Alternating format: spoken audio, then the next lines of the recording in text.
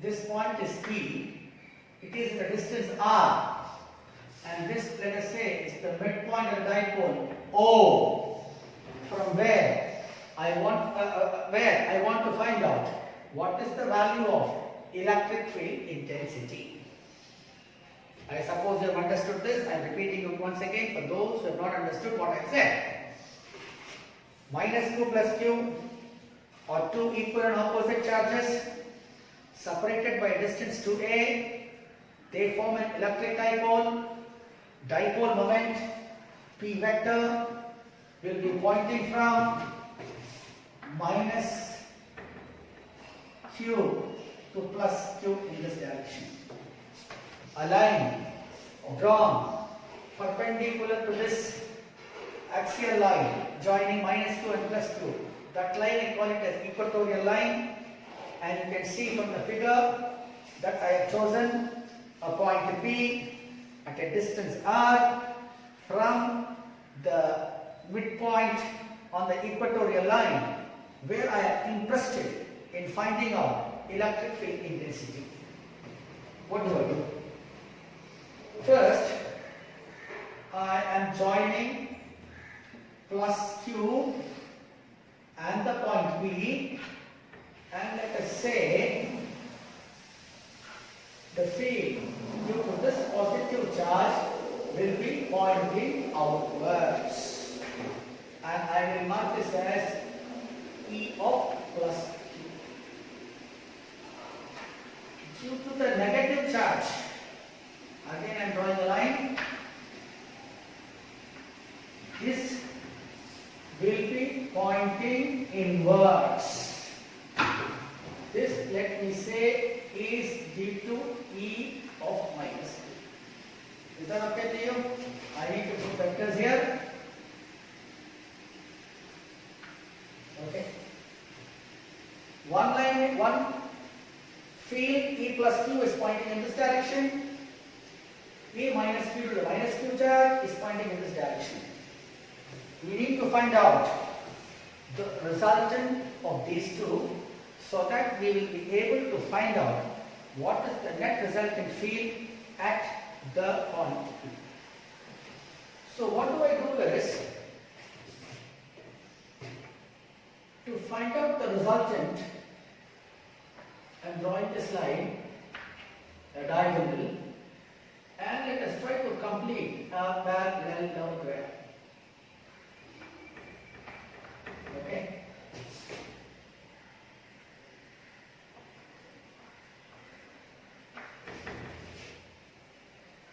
Something like this. And let me put this as point. Now everything will be clear. What is this 2A? If you have any doubt, I will mark it like this.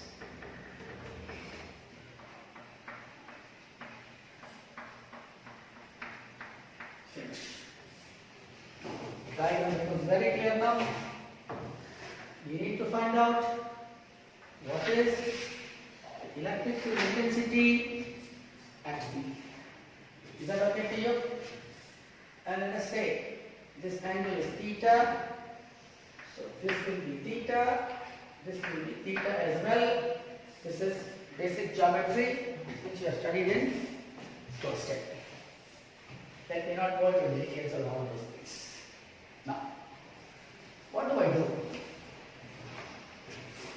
In order to make things clear for you, I would like to draw a line. This is for the sake of understanding, mind you. This is for the sake of understanding. I am drawing a line like this. Okay?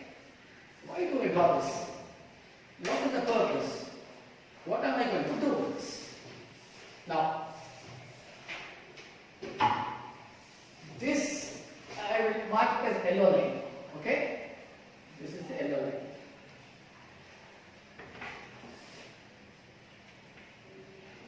In this direction, field due to plus Q charge, which I mark it as E plus Q, is pointing. I want to resolve this E plus Q into two components. One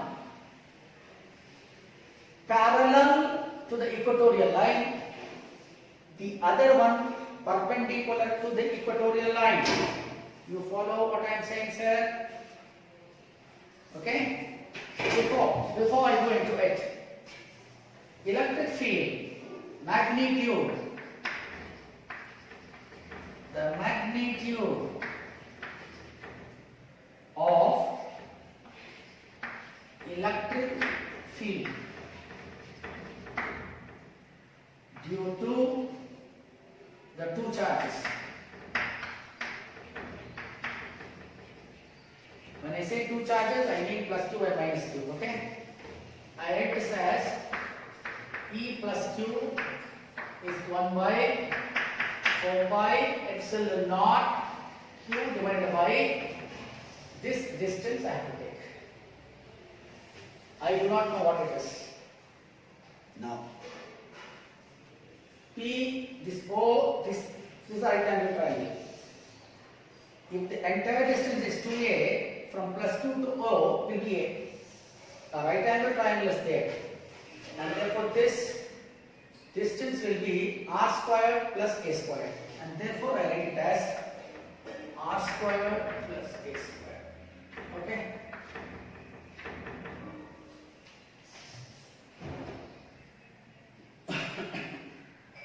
This distance square, Pythagoras theorem.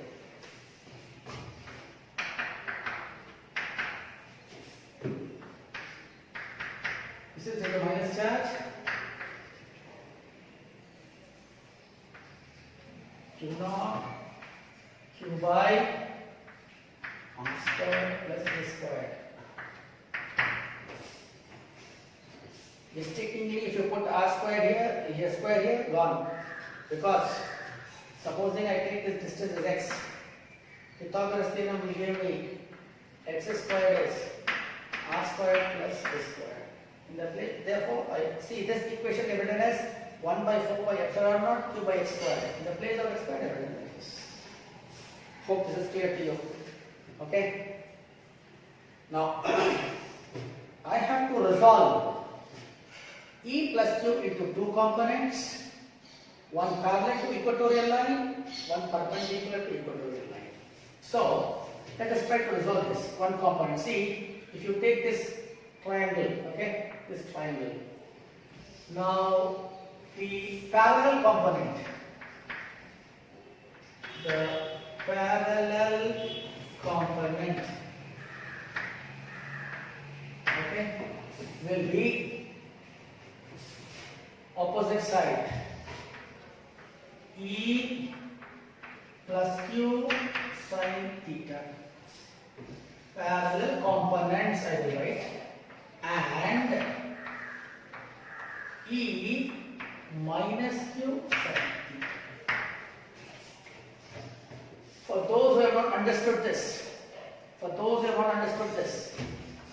for the sake of understanding, this is how it is.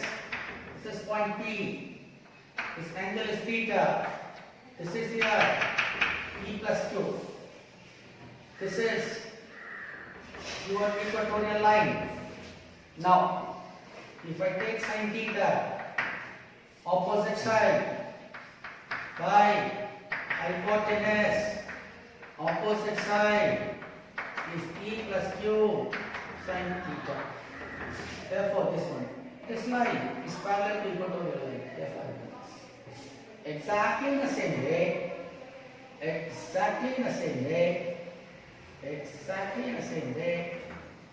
you can find out this also. This is E minus Q. This angle is theta, opposite side. Therefore, E plus Q sin theta and E minus Q sin theta are parallel components. Now, these parallel components you can see, look at here. One is acting along this direction, the other one is acting along this direction. Therefore, this will be E plus Q sin theta. This will be E minus Q sin theta. If you look at the expressions for E plus Q, E minus Q, both are one and the same. They are equal in magnitude, opposite in directions, therefore parallel components will get cancelled. Okay?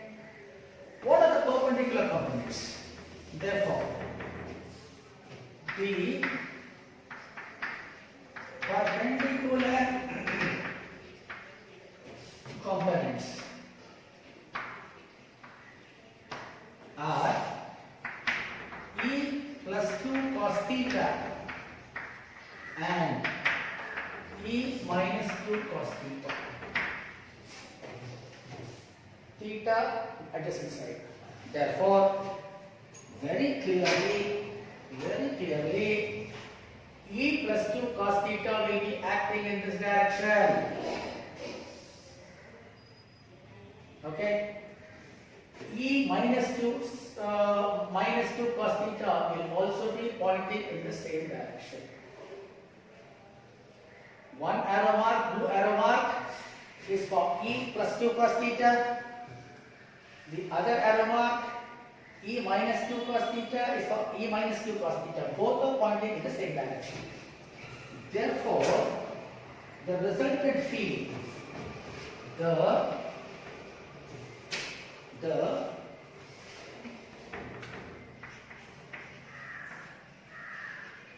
resultant field at P. Okay? I will write it as E vector is equal to E plus Q plus E minus Q vector. Is that okay to you? Bracket close into cos theta into P unit vector. Into P unit vector. Here I have not written a unit vector because clearly I have said it is magnitude. Right? Now, since E plus Q and E minus Q are one and the same, I can as well write it as 2EQ plus Q cos theta into P unit vector. Clear? Therefore, I will write E vector is equal to 2 into 1 by 4 pi epsilon naught Q upon R squared plus A squared. Let it be like this. Now for cos theta, let me go to this triangle. Okay? From this,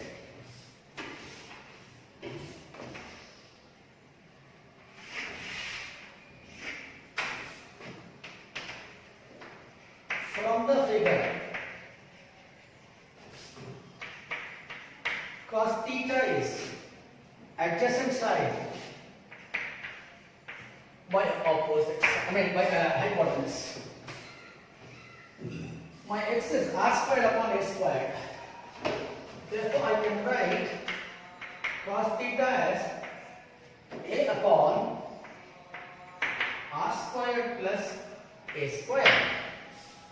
Therefore, this expression becomes as 2 1 by 4 pi epsilon naught into cos theta p vector q by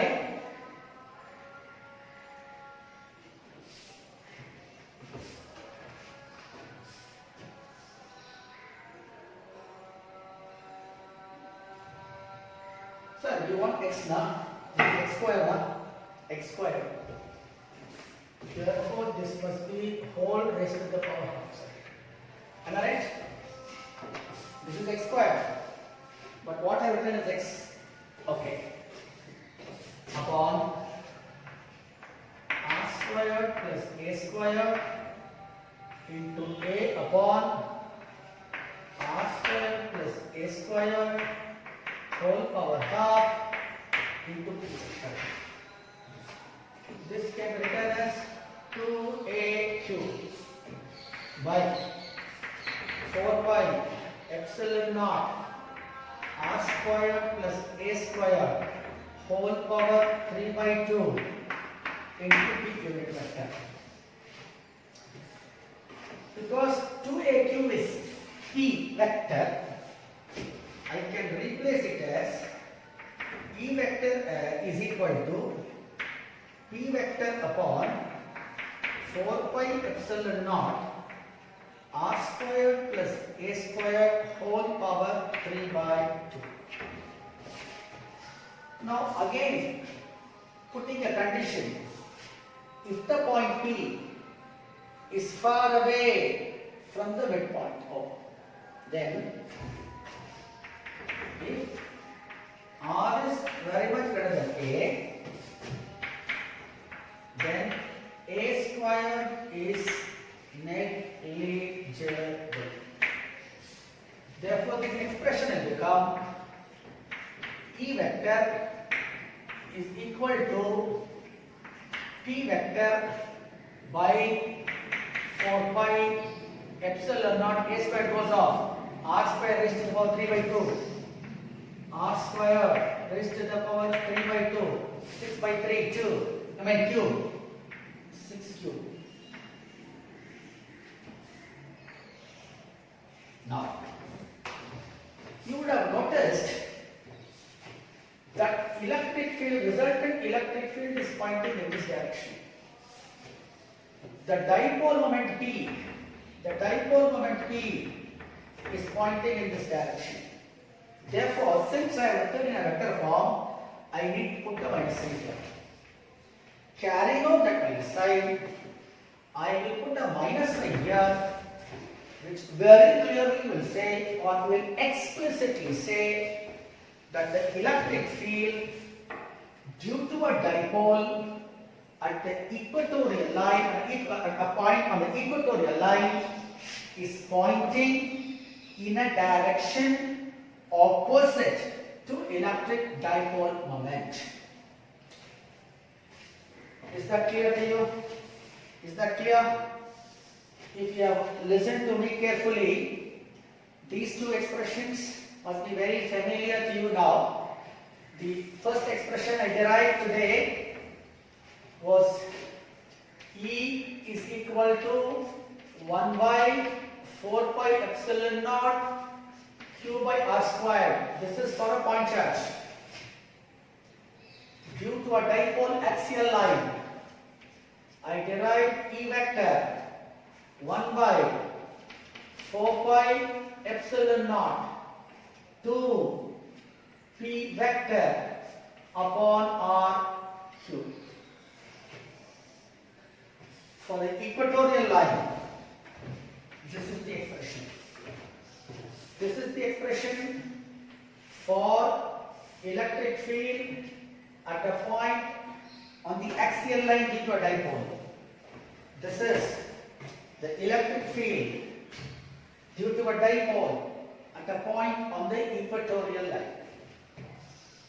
These things are derivations which help us to know or calculate how electric field is determined in different cases. We have first seen electric field due to a point charge, which I also call it as a monopole. Then electric field due to multipoles, due to multiple charges. I have given an expression. And then what is an electric dipole? Then I have told you what is derived very clearly the electric field due to a dipole at a point on the axial line, electric field due to a point on the equatorial line. So I think time is up. We'll stop here. When we meet in the next class, we need to go a step further. See, we're talking about discrete charges now. Discrete charges. We need to come across, if we come across cases where there is a charge distribution, instead of the charges being discrete, if there is a distribution of charge over a say a sphere or an arbitrary shaped conductor, and we want to find out electric field due to such charge distribution, how to proceed. That is what we need to discuss in our next class. So when you come back, please make sure that you have written beautiful notes of what all I have discussed so far, so that when we meet again next class, we will try to first visualize what charge distribution is, and we will try to see whether in such charge distribution we will be able to find out electric field as we have found out using for this discrete charges. If not, what to do? What is the way out? These are the things we are going to discuss in the next class. So please make sure that you go through all these things, and as you can see, involves a lot of mathematics. Unless you study, write and see, practice, I'm afraid that you will make mistakes in the examination. So we'll stop here, continue in the next class, same place, same time. Until then, goodbye.